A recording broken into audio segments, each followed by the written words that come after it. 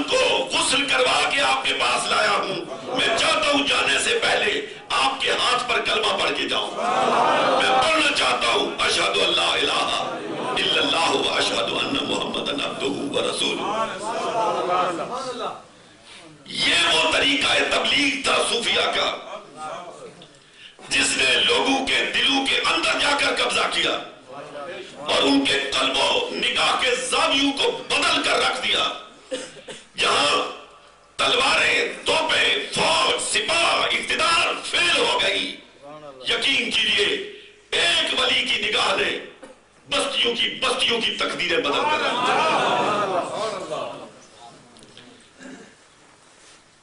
انگریز مورخ نے لکھا ہے کہ اس وقت بھی ہندوستان پر ایک قبر حکومت کر رہی ہے. میں نقشبندی ہوں لیکن چشتیوں کی بات کر رہا ہوں. اور یہ سارے گلستان محمد رسول اللہ کے باغ کے پھول ہیں. ہر ایک کا رنگ اپنا ہے، ہر ایک کی خوشبو اپنی ہے. کہ ایک قبر پورے ہندوستان پر حکومت کر رہی ہے اور وہ قبر اجمیر میں خواجہ معین الدین چشتی اجمیری رحمۃ اللہ علیہ کی قبر ہے. حضرات محترم، صوفیہ کے ساتھ وابستگی کیے بغیر اور کسی صالح کے ساتھ با کردار کے ساتھ، با عمل کے ساتھ اپنا تعلق قائم کیے بغیر منزل مقصود حاصل نہیں ہو سکتی ہے. جو قرآن مجید فرقان الحمید میں ارشاد ہے یا ایھا الذین آمنوا اتقوا اللہ وابتغوا الیہ الوسیلہ، کہ وسیلہ تلاش کرو. یہ میرے سامنے کی ایک بات ہے حضرت، چونکہ حضرت کا عرصہ ہے میں اس لیے اسی حوالے سے بات کر رہا ہوں. ہمارے پنڈی میں ہماری جنجوہ برادری کے ایک بڑے پڑھے لکھے فوجی آفیسر تھے، شاید آپ میں سے کسی نے ان کا نام بھی سنا ہوگا. انہوں نے غزوات پہ بہت اچھی کتابیں لکھی ہیں، بریگیڈیئر گلزار احمد. وہ علی الصبا ایک راجہ یوسف ہوتے تھے، ان کے گھر والد صاحب کا قیام ہوتا تھا، وہاں قیام پذیر تھے. علی الصبا آ گئے، کہنے لگے کہ حضرت جی میں آپ سے ایک سوال پوچھنے آیا ہوں، دفتر جا رہا تھا، ذہن میں اٹکا ہوا ہے، رات سے غلطہ اور پیچا ہوں. میں نے کہا میں آپ سے پوچھ کے جاؤں. کسی مولوی سے پوچھا تو اور الجھا کے رکھ دے گا. یہ میری موجودگی کی بات ہے. آپ نے فرمایا پوچھے تو کہنے لگے کہ یہ وسیلہ سے یہاں کیا مراد ہے. آپ نے پوچھا کہ آپ بتائیے کہ آپ اس سے کیا مراد لے لیں. کہنے لگے میں تو اس وسیلے سے مراد عمل صالح کو لیتا ہوں، نماز کو لیتا ہوں، روزے کو لیتا ہوں، حج کو لیتا ہوں، زکوٰۃ کو لیتا ہوں، اس کو وسیلہ سمجھتا ہوں. تو فرمایا آپ کے لیے نماز محترم ہے، روزہ محترم ہے، مجھے ابھی تک وہ سین یاد ہے، وہ منظر یاد ہے، حج محترم ہے.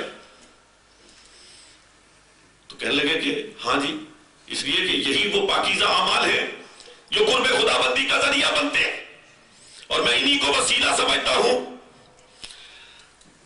تو آپ نے فرمایا عمل کو محترم سمجھتے ہو، عامل کو محترم نہیں سمجھتے ہو. عمل کو محترم سمجھتے ہو، عامل کو محترم نہیں سمجھتے ہو. اگر عبد صالح نہ ہوتا،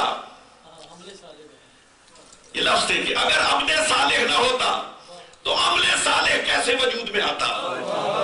پہلے عبد صالح ہے، بعد میں عمل صالح ہے. عبد صالح ہوگا تو پھر اس کے بعد عمل صالح ہوگا. جب تک عبد صالح کی بارگاہ میں نہیں جاؤ گے عمل صالح کے قریب بھی نہیں جا سکو گے. اس لیے عبد صالح کے ساتھ تعلق قائم کرو.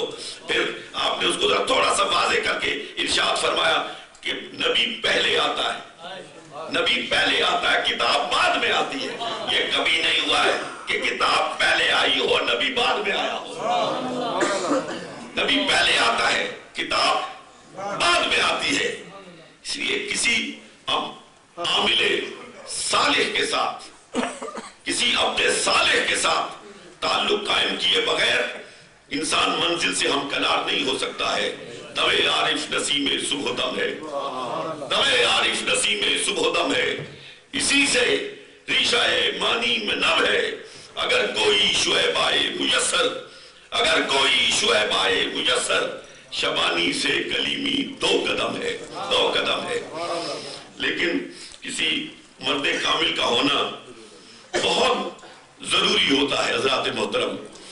میں آخری بات عرض کر کے آپ سے اجازت لوں گا اور حضرت سے دعا کے لیے درخواست کروں گا۔ میں صرف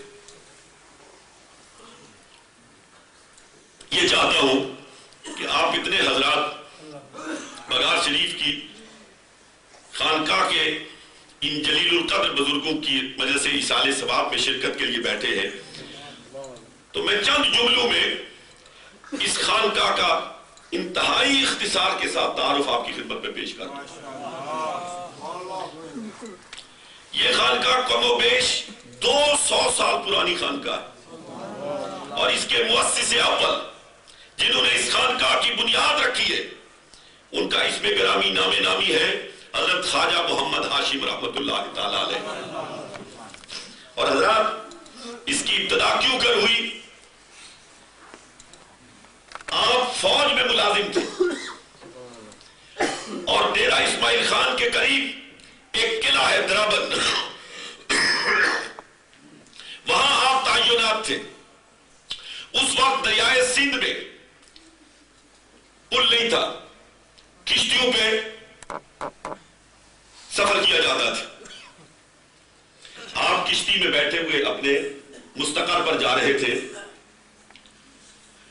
اس کشتی میں دندہ شاہ بلاول کی حضرت لال شاہ صاحب رحمت اللہ علیہ، جو حضرت خواجہ عثمان دامانی رحمت اللہ علیہ کے اجل خلفاء میں سے ہیں، وہ بھی تشریف فرما تھے۔ اس وقت حضرت خواجہ ہاشم رحمت اللہ علیہ کی عمر کوئی 18 سے 19 برس کی تھی۔ تو آپ نے ان سے پوچھا کہ نوجوان آپ کا نام کیا ہے؟ آپ نے عرض کیا محمد ہاشم۔ آپ نے فرمایا کیا کرتے ہو؟ آج کیا فوج میں ملازمت کرتا ہوں۔ کہا کمال ہے، تیری پیشانی پہ ولایت دیکھ رہا ہوں، فوج میں ملازمت کر رہا ہے، میری سمجھ سے بالا بات، تیری پیشانی پہ تو ولایت لکھا ہے۔ یہ جو اللہ والے ہیں نا، یہ پیشانیاں پڑھ لیا کرتے ہیں، یہ پیشانیاں پڑھ لیا کرتے ہیں۔ سو انہوں نے ترغیب دی کہ یہاں قلعہ درابند سے تھوڑے سے فاصلے پر حضرت خواجہ عثمان دامانی رحمت اللہ علیہ، مجددی فیض کا ایک عظیم سرچشمہ، آپ وہاں چھٹی کے وقت آ جایا کریں۔ چنانچہ آپ نے اتوار کو وہاں آنا جانا شروع کیا، پھر حلقہ ارادت میں داخل ہو گئے، پھر اپنے مرشد گرامی کے حکم پر ملازمت ترک کر دی اور وہاں درس نظامی پڑھنا شروع کیا۔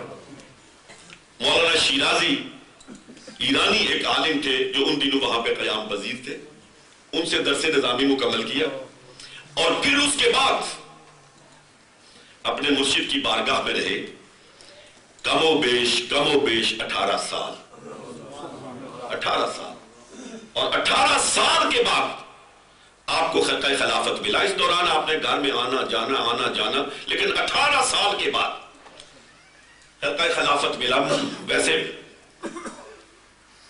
اگر کسی کے دل پہ گراں نہ گزرے تو میں عرض کر دوں، پیر صاحب کی اجازت سے میں اور وہ تقریباً ایک ہی فکر کے لوگ ہیں، اس لیے آپ سے آج کا تو خلافت صبح گئے تو شام کو خلیفہ، شام کو گئے تو صبح خلیفہ۔ خلافت، میں ایک بات عرض کروں، انہوں نے چشتی صاحب نے ایک بات کہی تھی میرے بارے میں، وہ محبت میں غلو ہو جاتا ہے۔ یہ میرے دوست ہیں، میرے عزیز ہیں، بہت بچپن سے بغار شریف میں ان کا آنا جانا، اور ویسے بھی ان کو پتہ ہے ان کے گاؤں کے ساتھ ہمارے بڑے برادری کے تعلقات ہیں۔ انہوں نے ایسے کہہ دیا کہ میں بغار شریف میں ایسا کام کر رہا ہوں، وہ کر رہا ہوں، یہ کر رہا ہوں، کچھ بھی نہیں میں کر رہا ہوں، اور جہاں تک میرا روحانی وغیرہ معاملہ ہے، میں مسجد میں کر رہا ہوں، میں جھوٹ نہیں بولتا ہوں۔ یہ جو اولیاء اللہ ہیں، صوفیاء ہیں، میں تو ان کے قدموں میں کیا، جہاں یہ جوتے اتارتے ہیں ان جوتوں میں کی جگہ پہ بھی بیٹھنے کے لائق نہیں۔ یہ جو عزت ہے، جو توقیر ہے، یہ اس نسبت کی وجہ سے، اس نسبت کی وجہ سے ہے، ورنہ اور کچھ بھی نہیں ہے۔ میں تو دنیا دار آدمیوں ملازمت کرتا ہوں۔ تو 18 سال کے بعد آپ کو خرقہ خلافت ملا ہے اور کہا کہ آپ جائیں، اجازت ہے اپنے بغار شریف میں۔ تو بغار شریف میں جو لوگ گئے ہوئے ہیں، اور یہ مسجد بھی آج آپ کو نظر آ رہی ہے، یہاں پہ ایک چھوٹی سی مسجد تھی، یہ ہے صوفی، چھوٹی سی مسجد تھی جو بغار شریف کے ساتھ جو سرکاری جنگل ہے، آپ نے اپنے برادری کے لوگوں کے ساتھ مل کر وہاں پتھر توڑ کے اپنے سر پہ اٹھا کے بغار شریف میں لا کے اس مسجد کی تعمیر کی۔ یہ پہلی مسجد تھی بغار شریف میں جو حضرت نے اپنے سر پر پتھر لا کر اور پھر اپنے ہاتھوں سے تعمیر کی، اپنے برادری کے لوگوں کے ساتھ مل کر۔ اور اس کے بعد آپ نے اپنا ایک بیٹا حضرت خواجہ عبد الرحمن رحمۃ اللہ علیہ، آپ کے 3 صاحبزادے تھے لیکن ان میں سے ایک صاحبزادہ حضرت خواجہ عبد الرحمن رحمۃ اللہ علیہ، ان کو دین کے لیے وقف کر دیا اور ان کی دینی تعلیم مکمل کروائی، مکمل درس نظامی پڑھوایا اور خود سلوک کی منازل طے کروائی، خود اجازت بھی مرحمت فرما دی۔ اتنے میں خواجہ عثمان دامانی رحمۃ اللہ علیہ کا انتقال ہو چکا تھا، لیکن اپنے بیٹے کو پکڑ کے لے کے گئے وہاں ساتھ، کہا میں نے ان کو اجازت دی ہے لیکن ان کو اجمالی سلوک میں نے طے کروایا ہے، جب تک یہ تفصیلی سلوک طے نہیں کرے گا اور آپ اسے اجازت نہیں دیں گے، یہ بغار شریف کے سجادے پر بیٹھنے کا اہل نہیں ہے۔ چنانچہ آپ نے پھر وہاں قیام کرنا شروع کر دیا اور کافی وقت وہاں قیام پذیر رہے اپنے مرشد کی خدمت میں۔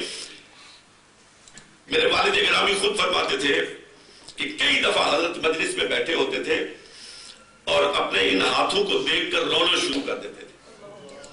ان پہ آبلو کے نشانات تھے، چھالے پڑ جاتے نا تو ہاتھ کھردرے ہو جاتے، تو ان کے نشانات پڑے ہوتے، ان کو دیکھ کے روتے تھے اور رو کے پھر ان ہاتھوں کو چومتے تھے اور چوم کے کہتے تھے کہ اور کچھ تو نظر نہیں آتا لیکن یہ ہاتھوں پہ پڑے ہوئے نشانات شاید کل قیامت میں میرے لیے توشہ آخرت بن جائے، اس لیے کہ یہ نشانات میں اپنے مرشد خانے میں جب لکڑیاں چیرا کرتا تھا اس وقت پڑے تھے۔ آپ وہاں بہت سے لوگ تھے اس وقت، یہ بعد میں تو حالات وہاں بدل گئے، یہ خان محمد صاحب کندیا والے، یہ تو بات کے مولانا احمد خان کندیا والے، وہ بھی وہاں پہ اس وقت قیام پذیر تھے۔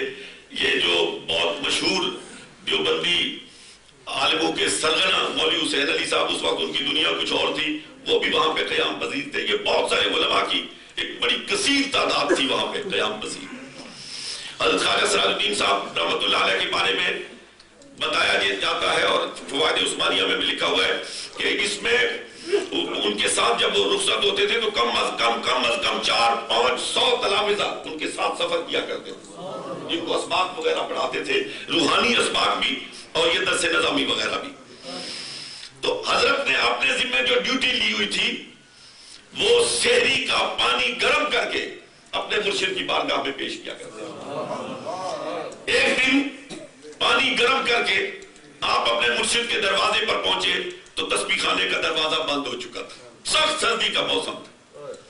آپ وہ کوزہ لے کے اس کے اوپر کمبل لپیٹ کے وہاں دروازے پہ بیٹھ گئے کہ سحری کے وقت آپ اٹھیں گے میں پانی پیش کروں گا۔ سحری سے کچھ وقت پہلے حضرت خواجہ سراج الدین رحمۃ اللہ علیہ کی والدہ ماجدہ باہر تشریف لائیں، انہوں نے دیکھا ایک درویش ہے، سخت سردی کا عالم ہے، یہاں بیٹھا ہوا ہے، پتہ نہیں کیا کر رہا ہے۔ پوچھا بیٹا کون ہو؟ آپ نے عرض کیا اماں جی میں عبد الرحمن، تو آپ کو جانتے تو سب تھے، گھر والے بھی، کیونکہ آپ وہاں مستقل قیام پذیر تھے۔ کہا بیٹا یہ اس وقت اور سخت سردی کے عالم میں یہاں کیا کر رہے ہو؟ تو ساری بات سنا دی تو اماں جی جوش میں آ گئی، جوش میں آ گئی اور جا کے اپنے بیٹے کا دروازہ زور زور سے کھٹکھٹایا، دروازے پہ دستک دی، آپ نے اندر سے کنڈی کھولی تو دیکھا کہ اماں جی باہر کھڑی ہے، والدہ محترمہ کھڑی ہے۔ حیرانگی کے عالم میں پوچھا اماں جی آپ اس وقت یہاں کیوں کھڑی ہے؟ تو آپ نے اسی جوش میں کہا کہ سراج الدین اگر تیرے پاس کچھ ہے تو میرے اس بیٹے عبد الرحمان کو